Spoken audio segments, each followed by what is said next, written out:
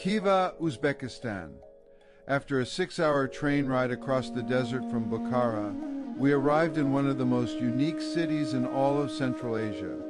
On the train we met Kaho, a Japanese traveler exploring Uzbekistan on her own. The next day, by chance, we met again and decided to tour Khiva together. Sometimes travel gives you monuments. Sometimes it gives you people. Khiva is famous for its perfectly preserved inner city, known as Ichan Kala, a UNESCO World Heritage Site surrounded by powerful mud brick walls. Entering through the gate, it feels as if you are stepping into another century. The towers, gateways, domes, and narrow lanes preserve the atmosphere of a medieval Silk Road trading city better than almost anywhere else. The first thing that strikes many visitors is the color. Khiva is a city of warm sand-colored brick contrasted with brilliant turquoise tiles, blue mosaics, and shining domes. One of the city's most recognizable monuments is the Kalta minor minaret. Short, massive, and covered in dazzling blue tiles, it was intended to become the tallest minaret in Central Asia, but construction stopped after the ruler's death. Even unfinished, it became one of Khiva's greatest symbols.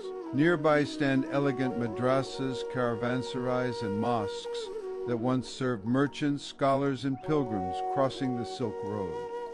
Walking these streets, you can imagine caravans arriving with silk from China, spices from India, and goods from Persia. Khiva prospered for centuries as a crossroads between civilizations. We climbed high above the old city for panoramic views across a landscape of domes, towers, courtyards, and mud brick rooftops. From above, Khiva reveals itself as an architectural whole. This is not simply a collection of monuments. It is an entire historic city still standing. The Islam Khoja minaret rises gracefully above the skyline, its slender form wrapped in bands of blue and white tile. From many angles, it becomes the visual anchor of the city. Inside palaces and reception halls, intricate wood carving, painted ceilings, and geometric decoration reflect the sophistication of Khwarezmian culture. Even small details reward attention. Doors, columns, niches, courtyards, and shadows all seem composed with care. But Khiva is not a museum frozen in time. People live, work, laugh, sell crafts, drink tea, and welcome visitors here every day. That living energy gives the city warmth. As we explored, we shared the experience with Kaho, comparing impressions in Japanese and English while wandering through this remarkable setting. Travel often reminds us that the world is smaller and friendlier than it first appears. In distant places, unexpected meetings become part of the memory.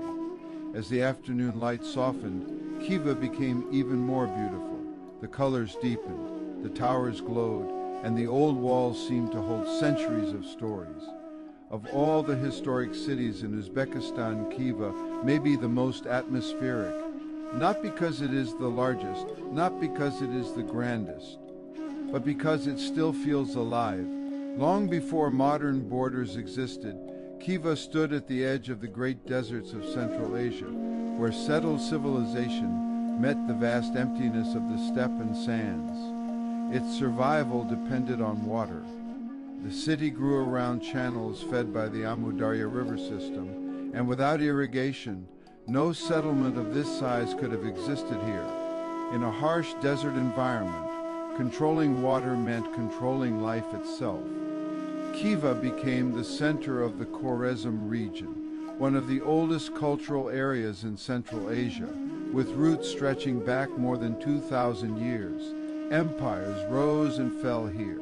Persian dynasties, Turkic rulers, Mongol armies, and later local khanates all left their mark on the city. Few places illustrate the layered history of Central Asia so clearly.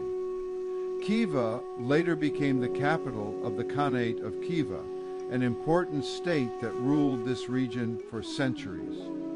The Khans governed from fortified palaces inside these walls, balancing diplomacy, trade, and military power in a world shaped by caravan routes and rival empires. In the 19th century, Khiva became known in Europe through the Great Game, the geopolitical rivalry between the Russian Empire and the British Empire for influence in Central Asia. Western travelers wrote dramatic accounts of desert journeys, political intrigue, and the mystery of cities like Khiva, hidden beyond the sands. Eventually, Russian forces entered the city in 1873, and Khiva became a protectorate of the Russian Empire while still retaining local rulers for a time. Later, it would be absorbed into the Soviet system, and then, after 1991, become part of independent Uzbekistan. What makes Khiva remarkable today is that despite conquest, revolution, and modernization, the historic core survived. Many ancient cities lost their old centers to modern construction. Khiva did not. Its walls, gates, madrasas, mosques, minarets, and courtyards still stand together as a complete urban world. That is why walking here feels so different from visiting isolated monuments. You are moving through the streets of history itself. Even the mud brick walls tell a story. Built from local earth, repaired again and again across generations, they remind us that civilizations are not made only of stone and marble. They are also made of patience, maintenance, and continuity. As evening approaches, it becomes easier to imagine merchants entering the gates, scholars debating in the madrasas, guards watching from towers, and caravans preparing for another long desert journey.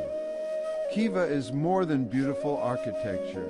It is one of the rare places where the Silk Road world can still be felt.